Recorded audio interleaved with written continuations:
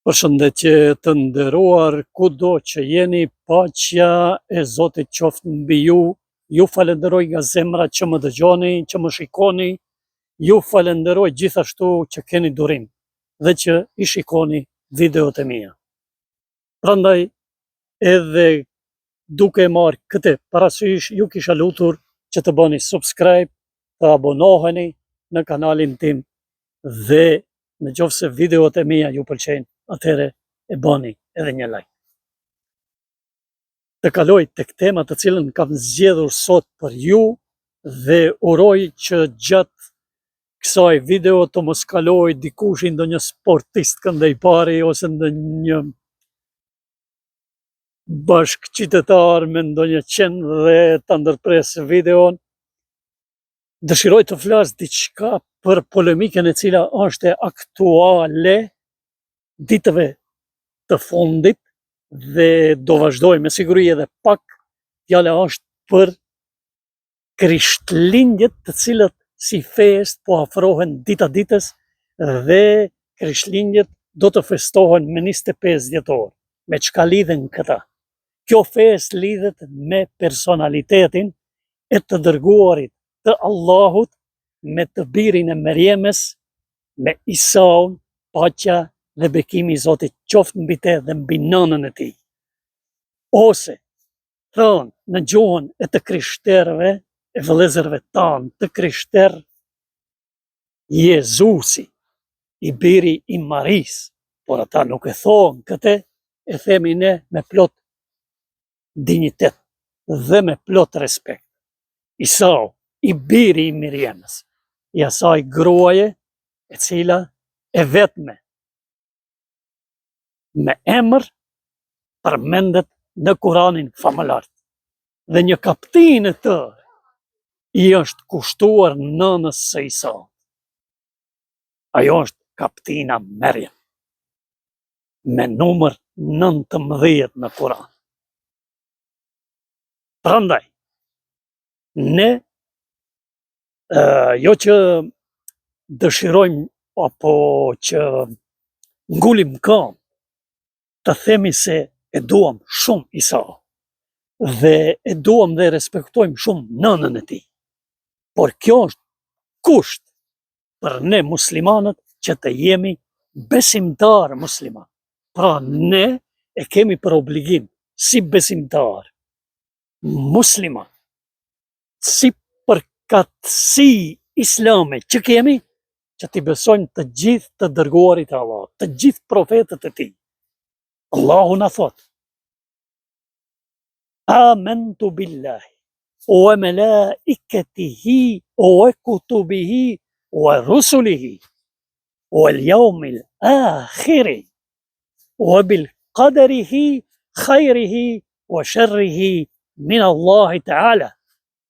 Pra, e besojmë Zotin një, i besojmë melaiket e tij, engjujt e tij, i besojmë të gjitha librat e tij, i besojmë të gjithë profetët e tij, e besojmë ditën e ringjalljes, se do të dalim para Allahut dhe do të japim llogari para Zotit, para Perëndisë shqip. Por Allahu, termi në arabisht për Zotin një, nuk është për një Allah, për një Zot tjetër të veçantë, por është për të njëjtin krijues, për të njëjtin Zot, për të njëjtin Perëndi, si për të krishterët, si për judaizmin, si për islamin njësoj, si për musliman, si për jehudi, si për të krishterë. Kemi një Zot të vetëm, një krijues, i cili do të jetë i vetmi gjykatës në ditën e gjykimit. Dhe ai, Zoti, do të na shpërblej ose do të na ndëshkoj për gabimet që i kemi bërë. Prandaj, as Jezusi, as kushi nuk mund të na i fal gabimet tona. Dhe kjo është gabim total. Nëse besojnë ata se Jezusi u kryqëzua dhe i mori mbi vete të gjitha gabimet, të gjitha mëkatet e krejt botës dhe u shpërngul te Zoti. E këta mund t'i shtrinë këmbët, të vrasën, të presën, të masakrojnë, se këto s'kan më gjinaha, se i mori Isusi, i mori Jezusi dhe shkoj. Jo mor, Jezusi Isau i biri Mërjemës nuk është Zot. Jezusi nuk është biri i Zotit. Zoti nuk ka bir. Zoti është i vetëm, është i mjaftueshëm, i vetëm mjaftueshëm, s'ka nevojë për partner. Zoti nuk ka nevojë për ortak. Zoti nuk ka nevojë për ndihmës. Për arsye se Zoti është i gjithfuqishëm, i plot fuqishëm, i gjithdijshëm. Zoti ka plot gjithçka.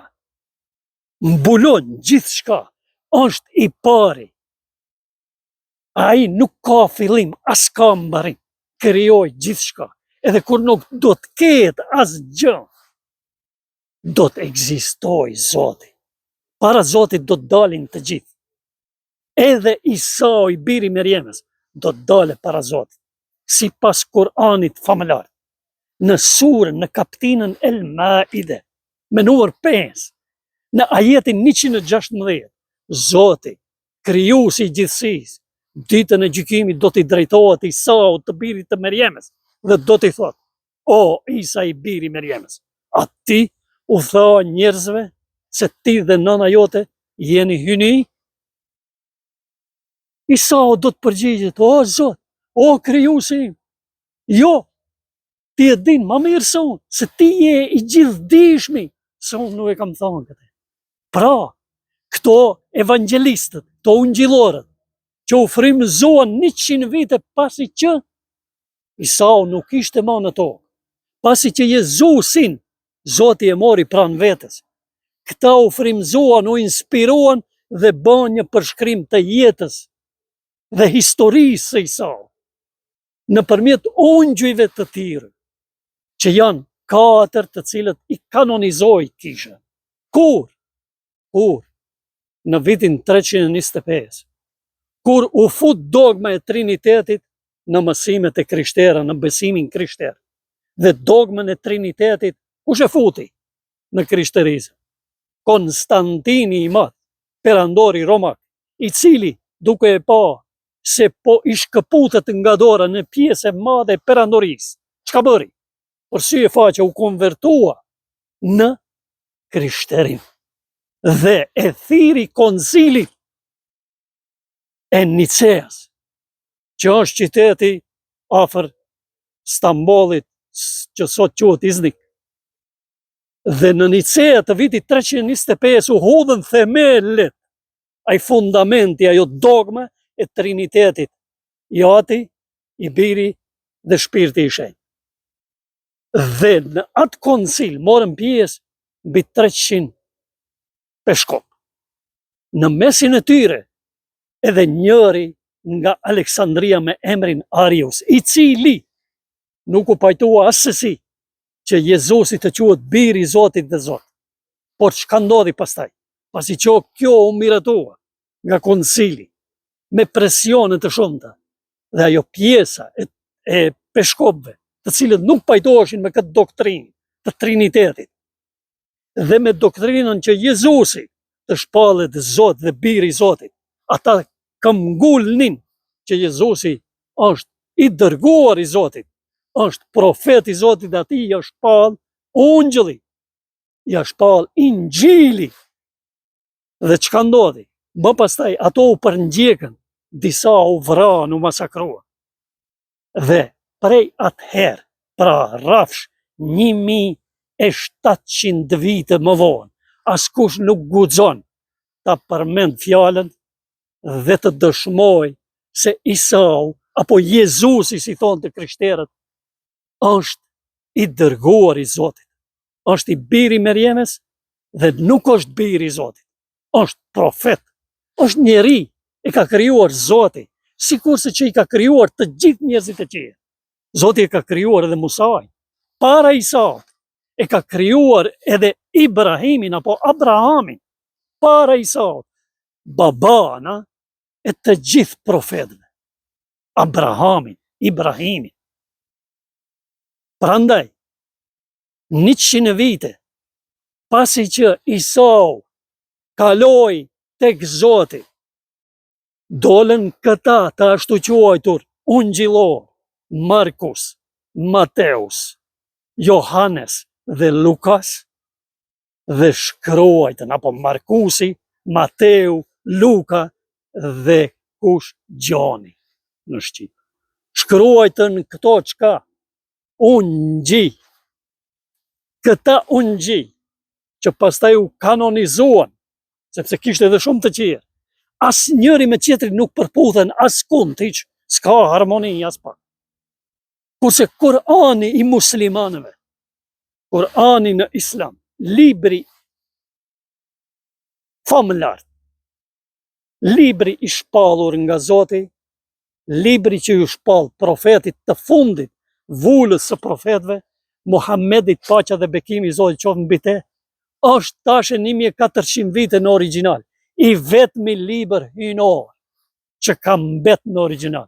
Kurse ungjilli, apo siç quhet në Kur'an, Injili i Isaut, askund nuk ka origjinal. Dhe atëherë kur u shkruajtën ungjit 100 vite pas Jezusit, u shkruajtën në greqisht, në gjuhën greke, pastaj u përkthyen në latinisht, e pastaj në gjuhët tjera të botës. Kurse Jezusi, Isau i biri Merjemës, ka fol arameisht, në dialekt i hebreishtës dhe i arabishtës i asirishtës, që është gjuhë semitike, semite, që është gjuhë semite, e greqishta nuk është gjuhë semite. Këta u frymëzuan dhe bën disa përshkrime, shkruajtën çka deshtën ata.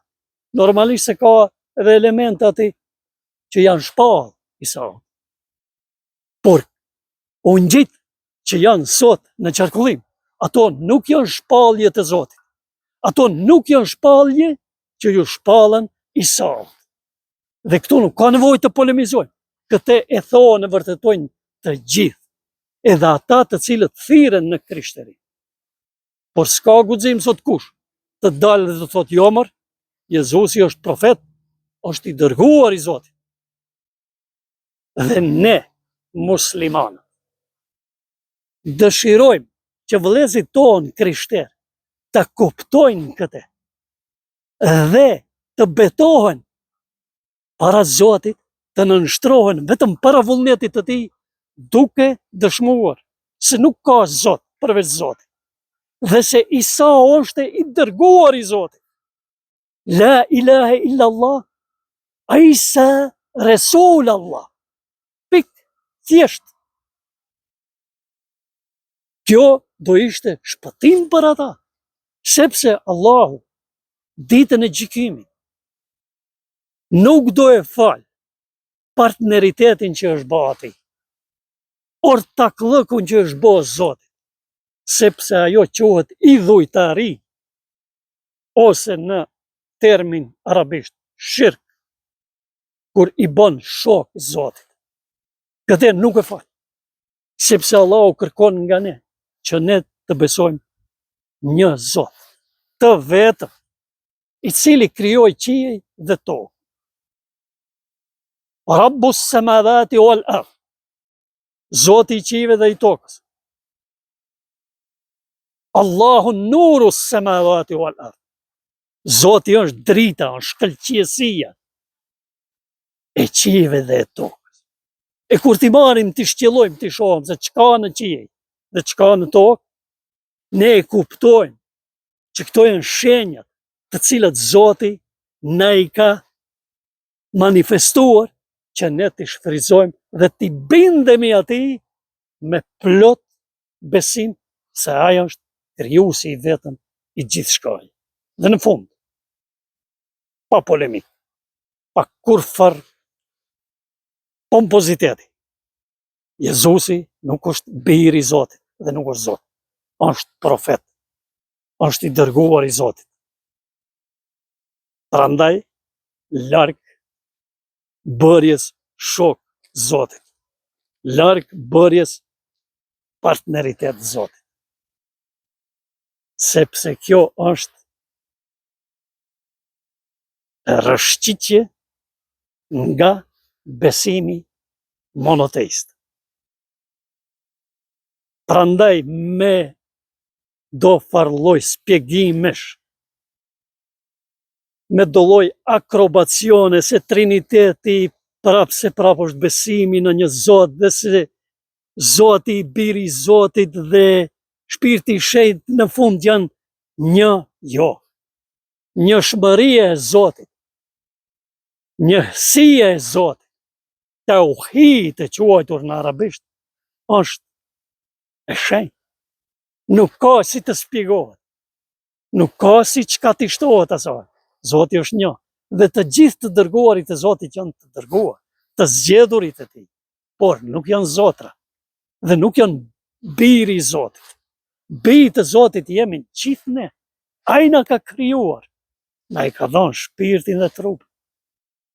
Por në kuptimin bijtë e Zotit, në kuptimin shërbetor të Zotit, rob të Zotit, duke shërbyer në tokë. Por duke shpresuar në mëshirën e Zotit, se për veprat tona të mira, të drejta, të sinqerta, do të vijë dita kur ne do t'japim llogari dhe Zoti për të mirën që kemi bërë, për sinqeritetin tonë, për vërtetësinë e besimit me bindje, do të na shpërblej me parajs, me një jetë të lumtur e me kopshte të bukur. Në atë aspektin alegori. Por si do t'jetë? Wallahu alem, atë e di vetëm Zoti më së miri. Dhe ajo që është ma e rëndë që para Zotit nuk ka përmirësim dhe nuk ka falje, është të bërit Zotit shok, të bërit Zotit ortak apo partner. Dhe në këtë rast, ju të krishterët e mi, largohuni nga besimi i dyshimit. Sepse ky besim, ky trinitet, dogma e trinitetit, është bërë për çështje politike. Edhe një herë, triniteti u themelua, u fut në dogmën e krishterë, në mësimet e krishtera, pasi që Jezusi ishte larguar tek Zoti i tij dhe shumë vonë në vitin 325 dhe u bë për çështje politike. Është politikisht i mbështjellë. Nuk është bërë për çështje hyjnore, është bërë për çështje politike. Është politik e futur në dogmën fetare. Prandaj, Jezusi, i biri i Merjemës, është larg asaj që pretendojnë këta. Ai kur për vetveten nuk ka dëshmuar dhe nuk ka thënë se është Zot. Kur e kanë pyetur dishepujt e tij, i kanë thënë: "O mjeshtër, o i dërguar i Zotit, të them, kur do t'jetë sahati?" Me fjalë tjera, kur do të ndodhë shkatrimi i tokës, i botës? E dini si është përgjigj? Në atë fjalorin krishter, biblik ka thonë: vetëm i Ati në qiell e din këtë. Jezusi nuk ka qenë i gjithdijshëm, sepse vetëm Zoti është i gjithdijshëm. Dhe Zoti e din kur është sahati. Kështu a përgjigj edhe i dërguari i Allahut, Muhamedi, paqja dhe bekimi i Zotit qoftë mbi te. Sepse kjo pyetje po i mundon njerëzit prej kur janë krijuar. Kur do të ndodhë sahati i fundit? Edhe ai ka thonë: vetëm Zoti e di këtë. Unë nuk jam ai që parashikoj të ardhmen. Ka thonë Resulullah sallallahu alaihi wasallam. Nuk ka pretenduar se e din të ardhmen. Por kush? Vetëm Zoti e di. Është pyet për shpirtin. Kush është shpirti? Dhe Allahu e ka shpall ajetin kuranor. Kur të pyesin ti, o Muhammed, çka është shpirti? Thua ju, dijen për këtë e ka vetëm Zoti. Ju përshëndes. Jezusi nuk është Zot. dhe nuk është biri i Zotit. Larg duart nga ky besim. Inshallah të shpresojmë, ta besojmë Zotin pastër një, të vetëm, krijues i gjithë shkaj dhe i gjithë botrave. Rabbul Alamin. U përshëndes kudo që jeni. Ju falenderoj që më dëgjua dhe ju falenderoj në pafundësi që më ndëgjoni. Dhe abonohuni në kanalin tim që të kem motivacion të bëj video si kjo dhe të tjera. Zoti qoftë me ju. Mbeteni të shëndosh.